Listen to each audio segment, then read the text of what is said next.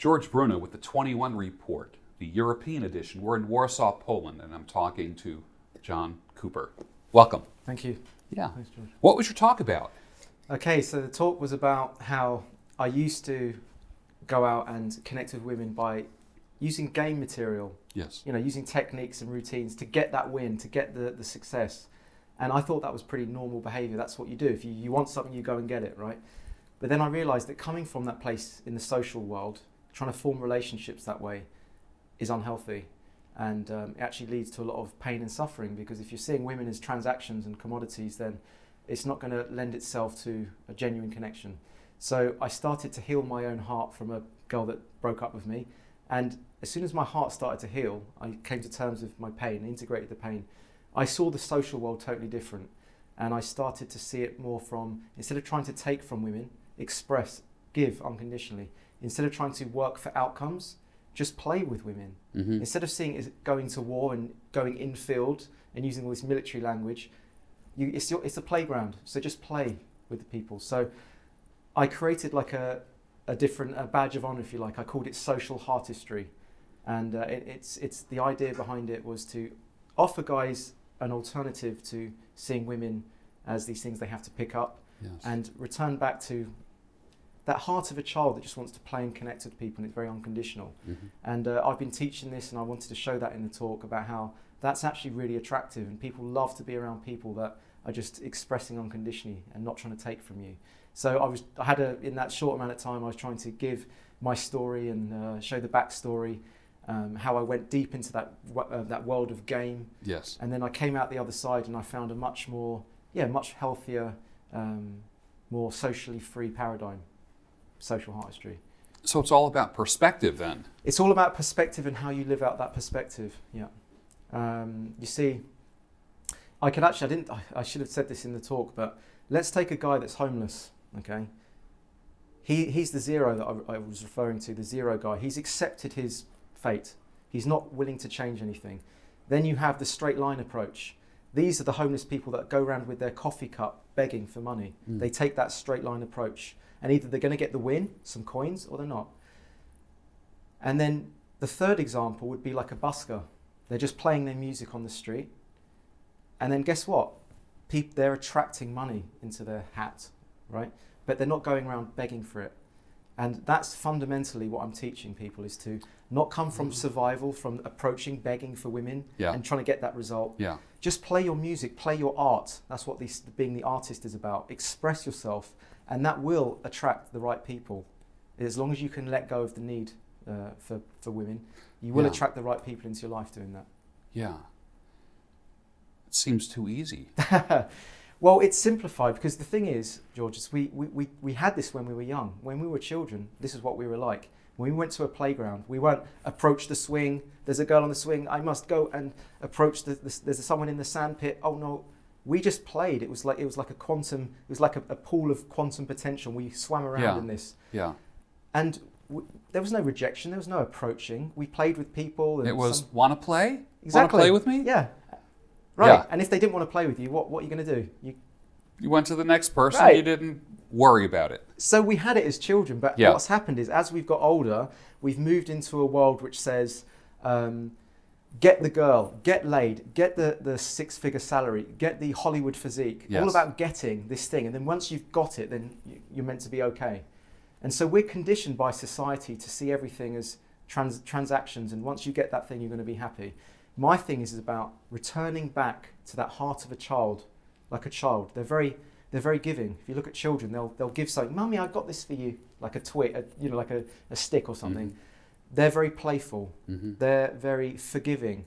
They're very honest. Those are all the natural qualities that we've actually lost as we've got older. This is actually a very fresh approach. In the light of all the guys that are just like teaching everyone to work really hard. Exactly. Everything. So this is what I call this is a paradigm shift that I'm teaching, is that is to return back to those gifts that we had as a child. Yes. And then there's a brilliant video where there's a little toddler that's running around in a supermarket. You can find this on YouTube. And this little toddler is running around, going up to lots of people, giving them a hug. And some people, oh, look at this little kid running around. Some people hugged the kid and some people didn't. Yeah. But that kid wasn't rejected in those moments where they didn't get the hug. They were Right. full of love. They were full of expression and joy that it didn't bother them. And so that was like the perfect guru for you, is the child there. Whereas the guy that's out on the street like Predator mode, like Terminator 2 with the, like the drop down menu of like, I want your boots and your motorcycle, you know?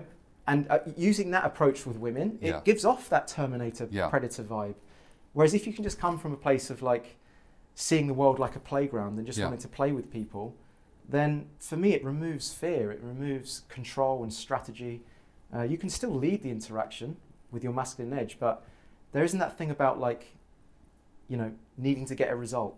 That doesn't exist for me, So I think this is a very important talk that I was hoping to distill for guys, and it's a different perspective and hopefully a nicer one. So if you go home alone and sleep in your bed alone at the end of a night, that's not considered a loss or a failure. No, exactly that. But for a pickup artist, that's a failure.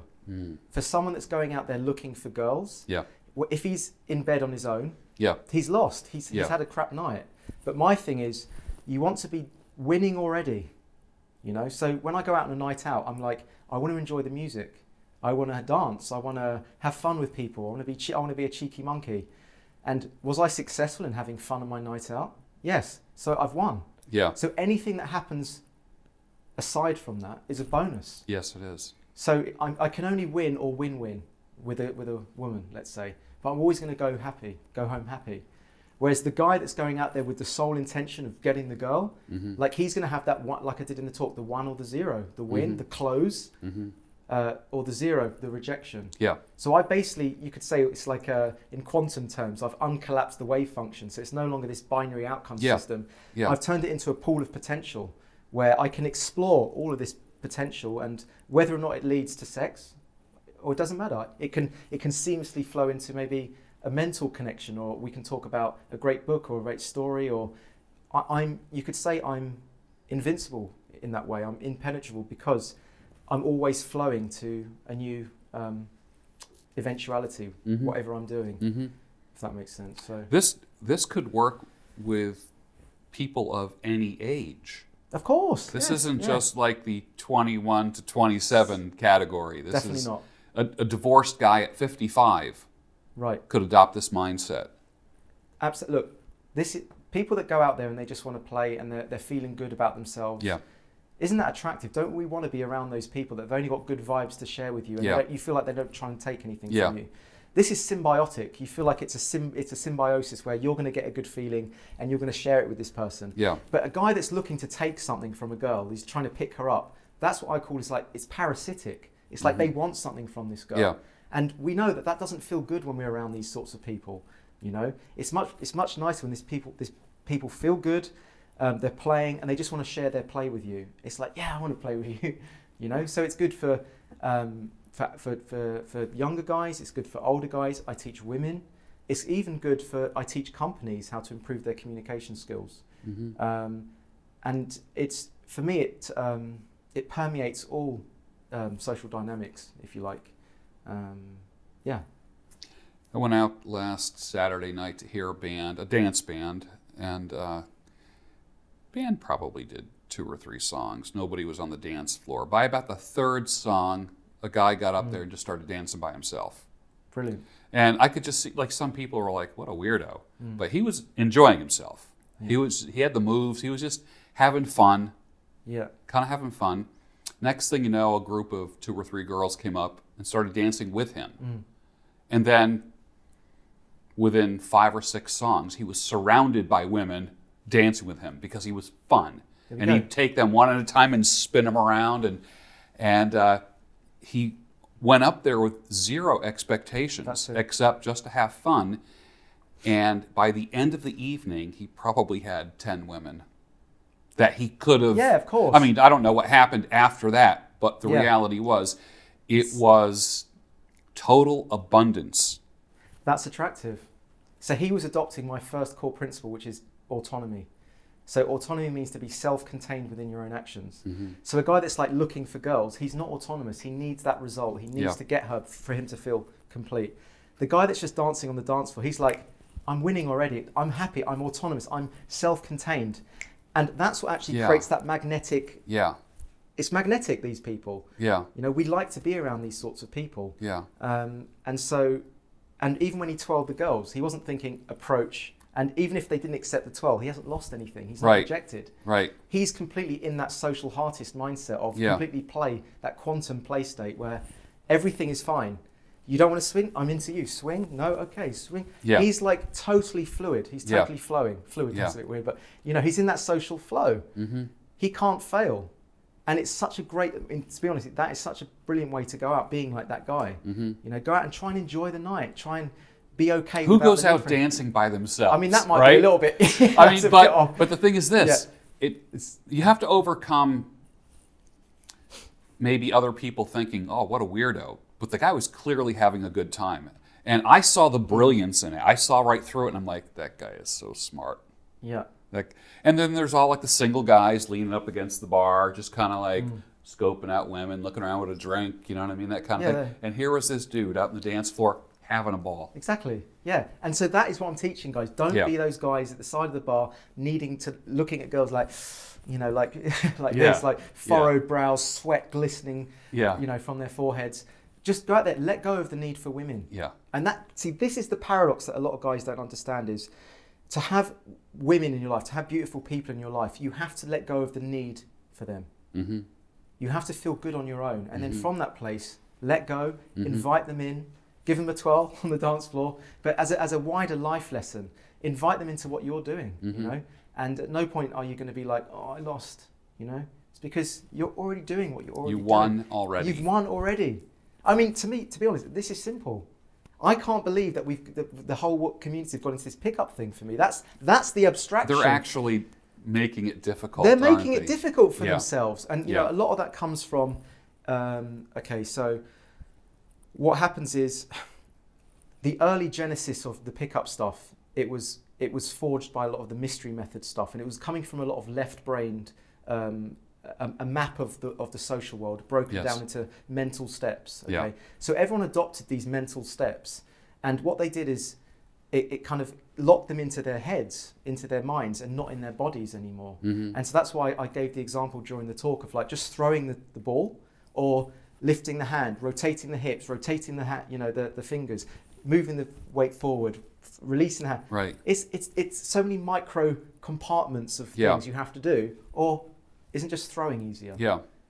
You know, if I'm driving a car to Amsterdam, if I'm thinking about arriving in Amsterdam, I'm going to crash on the motorway because I'm not present. You know, I'm already thinking like what I want to happen. You know, you've got to be in the moment, enjoying what you're doing, and let go and just play. But for some reason, we've learnt this huge, overcomplicated, overly mental process. And what I'm trying to do is just like distill it all down.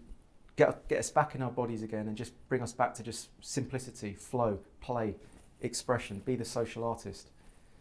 You can be your own worst enemy, overthinking it, end up suffering, what do they say, the paralysis of analysis. Analysis paralysis, because expectation creates hesitation.